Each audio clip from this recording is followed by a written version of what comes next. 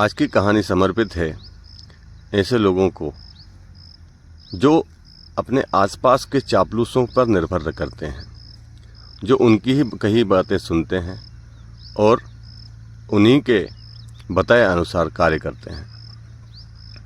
इस कहानी का नाम है नंगा राजा।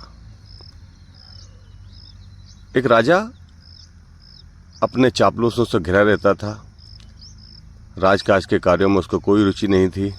जो उसके दरबारी चापलूस उसको कह देते थे वो उसी को सच मानता था और उन्हीं के कहे अनुसार कार्य करता था। उसमें एक दरबारी जो राज्य की चिंता करता था, जनता की चिंता करता था, उसने एक तरकीब लगाई कि कैसे राजा को इन चापलूसों से दूर किया जाए और राजा की आंखें खोली जाए। उसने एक योजना बनाई और योजना बनाकर विदेश से 2-3 लोगों को उसने बुलवाया और राजा के दरबार में यह कहकर उनका परिचय कराया कि ये उस राज्य के जादूगर कपड़े बुनने वाले हैं। मतलब इनके बुने हुए कपड़े सोने, चांदी, हीरे जवाहरात जड़कर ये कपड़े बुनते हैं और इनके बुने हुए कपड़े बहुत सुंदर होते हैं। जब राजा ने बड़ा प्रसन्न हुआ, राजा ने उनको एक मकान दिया, हीरे जवाहरात, सोने चांदी दिए और उनसे कहा कि आप मेरे लिए एक अच्छी उन्नत किस्म की पोशाक को बनाइए। तो उन्होंने कहा कि महाराज हम पोशाक बनाएंगे तो, लेकिन ये पोशाक जो है वो केवल और केवल सच्चे हृदय वालों को दिखती है, जिसके अंदर कोई छल कपट ना हो उसी को दिखती है। बाकी अगर जिसके मन में छल कपट होगा उसको नहीं दिखेगी। राजा तो बड़ा और प्रसन्न हुआ। अब उन्होंने उनका कार्य प्रारंभ कर दिया। रोज दिन भर वो कपड़े बुनते, सोने चांदी के तारों से बुन रहे हैं। बड़ा फ्रेम बना हुआ है, उस पर बुनकर लगे हुए हैं। राजा ने दरबारियों से कहा कि जाओ जाकर देखो कि कपड़े की बुनाई कैसी चल रही है।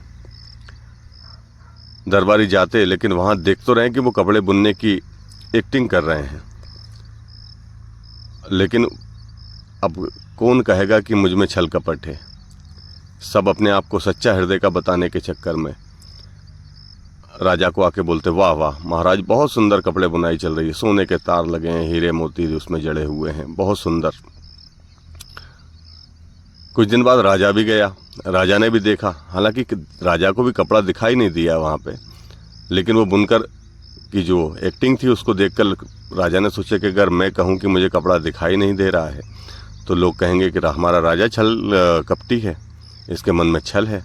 राजा ने ये बोला, बहुत सुंदर बहुत सुंदर, कंप्लीट करो इसको, फिर हम एक दिन राज समारोह करके पहनेंगे। राज समारोह का दिन आया। लोग बिल्कुल रोड के किनारे खड़े हो गए देखने के लिए और सब लोग जब इस चीज़ का इंतज़ार कर रहे थे कि महाराज कपड़े पहन के बाहर आएंगे, उन बुनकरों ने उसको महाराज को कपड़े पहनाए। 4 लोग उसको पकड़ के पीछे उनके कपड़ों को चल भी रहे हैं, जैसे एक राजा अपने राजसी ठाट बाट में चलता है, चल भी रहे हैं राजा, लेकिन वास्तव में वो नंगे थे।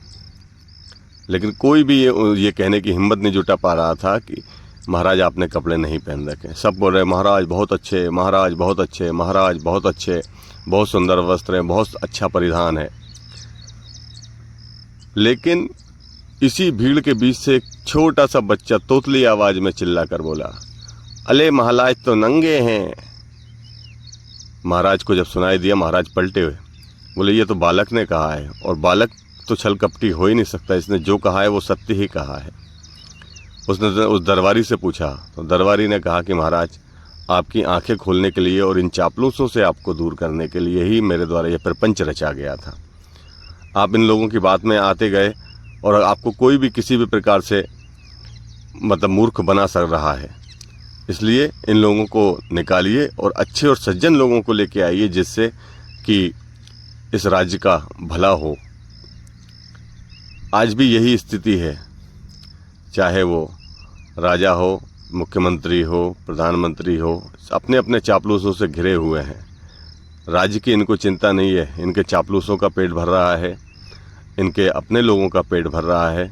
बस जनता को वो चीज़ मिले ना मिले, इससे इनको कोई मतलब नहीं है। ये भी उसी राजा की तरह नंगे हैं।